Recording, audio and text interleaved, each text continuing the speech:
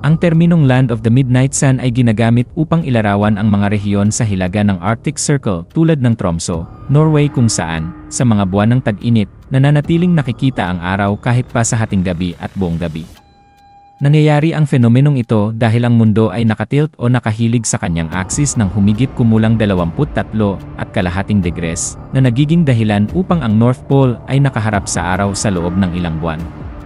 Bilang resulta, ang mga lugar sa loob ng Arctic Circle ay nakakaranas ng tuloy-tuloy na liwanag ng araw sa mahabang panahon na maaaring tumagal ng ilang buwan depende sa eksaktong latitude ng lugar.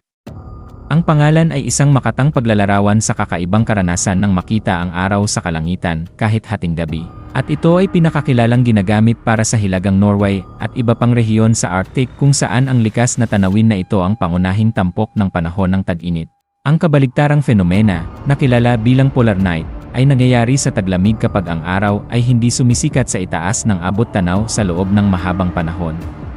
Ang polar night ay itinuturing na isa sa mga pinakamagandang panahon upang makita ang aurora borealis, dahil ang matagal na kadiliman ay nagpapataas ng iyong tsansa na masilayan ang mahiwagang palabas ng mga ilaw. Ang mga guided tours sa lupa at dagat ay popular, at maraming mga operator ang nag-aalok ng mga flexible na opsyon upang mapalaki ang iyong pagkakataon na masaksihan ang Northern Lights. Maranasan ang tunay na kultura ng mga Sami sa pamamagitan ng pagsali sa isang reindeer sledding tour kasama ang mga katutubong Sami herders. Kadalasang kasama sa mga tour na ito ang pagpapakain ng mga reindeer, tradisyonal na pagkukwento, at pagkain sa paligid ng isang campfire, na nagbibigay ng pananaw sa mga tradisyon ng Sami at buhay sa Arctic. Ang Tromso ay kilala rin sa mga karanasan sa dog sledding, kung saan maaari mong pamunuan ang iyong sariling koponan ng mga husky sa mga nyebeng tanawin. Ito ay isang kapanapanabik na pakikipagsapalaran at pagkakataon upang matuto tungkol sa mga tradisyon ng sled dog sa rehiyon, tumakas mula sa lamig at lubusang maranasan ang lokal na kasaysayan at kultura sa Troll Museum at Polar Museum. Nagbibigay ang mga museo na ito ng mga pananaw sa mitolohiyang Norwegian, eksplorasyon sa Arctic, at mga realidad ng buhay sa malayong hilaga. May mga winter-fjord cruises at wildlife safaris na available, madalas na may pagkakataon na makita ang mga migratoryong balyena tulad ng orcas at humpbacks. Ang mga dramatikong tanawin at buhay dagat ay nagbibigay ng hindi malilimutang mga paglalakbay. Ang masiglang coffee culture ng Tromso ay buhay na buhay buong taon. Masiyahan sa mga mainit na inumin at lokal na delicacies habang nilalasap ang cozy na atmosfera ng lungsod. Maraming mga cafe at restaurant ang nag-aalok ng espesyal na winter menus na gumagamit ng mga sangkap mula sa Arctic para sa mga naghahanap ng adrenaline. Ang snowmobiling sa mga nagyayelong tanawin o cross-country skiing sa Arctic wilderness ay mga popular na aktibidad. Ang mga bundok at fjord sa paligid ng Tromso ay nagbibigay ng kahanga-hangang backdrop para sa mga winter sports.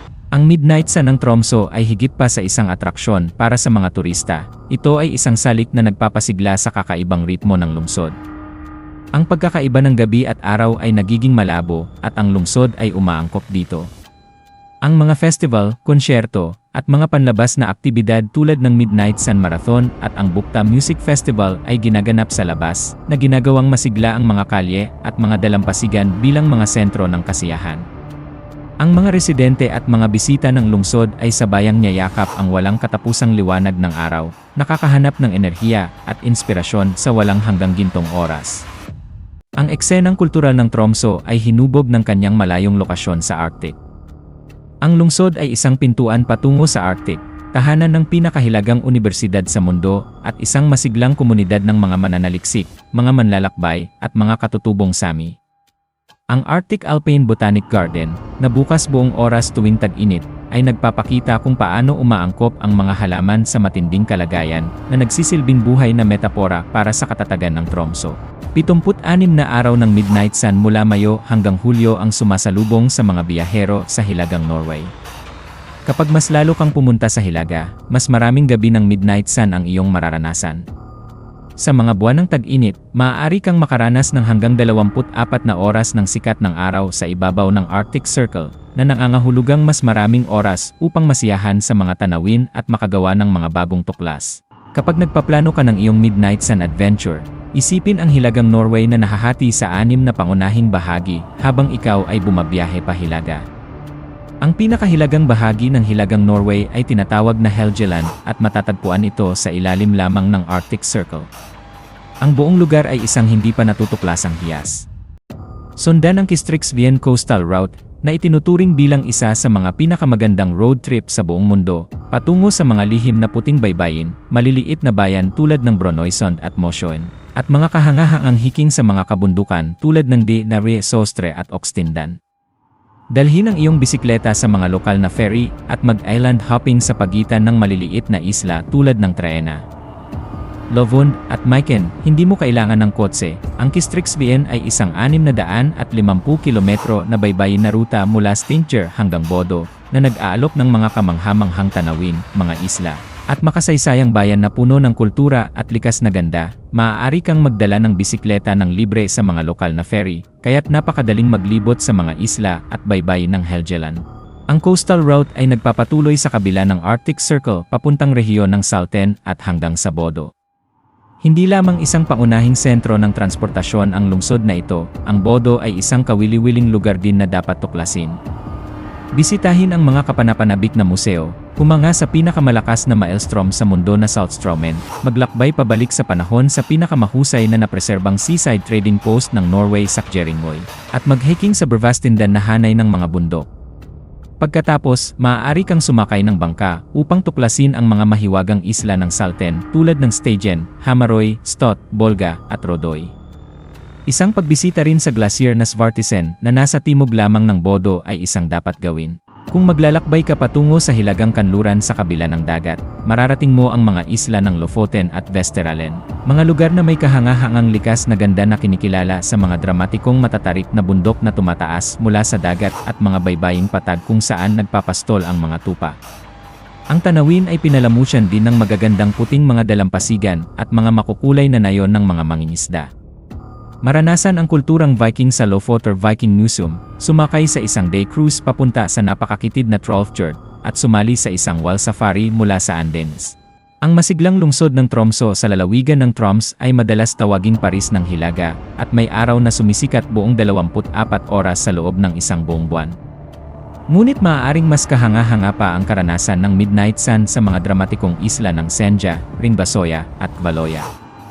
O bakit hindi subukan ang paglalakbay sa maliit na Sumaroy, kung saan nais ng mga lokal na magpatupad ng isang time-free zone tuwing tag-init, dahil may liwanag ng araw sa lahat ng oras, hindi na talaga sinusunod ng mga tao ang orasan. Ang alpine na rehiyon ng Lyngenfjord malapit sa Tromsø ay isang paraiso para sa hiking, pangingisda, at pagbibisikleta sa gitna ng maliwanag na gabi. Ito ang pinakamalayo sa hilaga na mararating mo sa mainland ng Norway. Karaniwang pumupunta ang mga naghahanap ng midnight sun sa North Cape, ang pinakahilagang punto na maaaring marating gamit ang sasakyan sa Europa. Ngunit ang lalawigan ng Finnmark, ang kaharian ng King Crab, ay isang napakalawak na lugar na puno ng hindi pa natutuklasang kalikasan.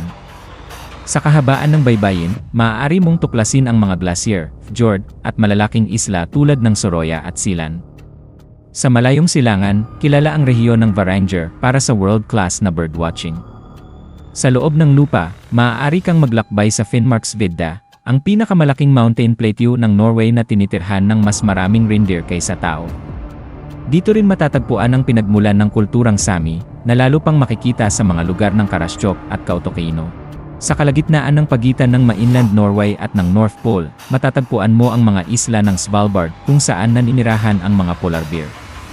Dito, tunay na masasabi mong walang katapusang araw. Ang araw ay umiikot sa kalangitan ng halos pantay-pantay sa buong tag-init.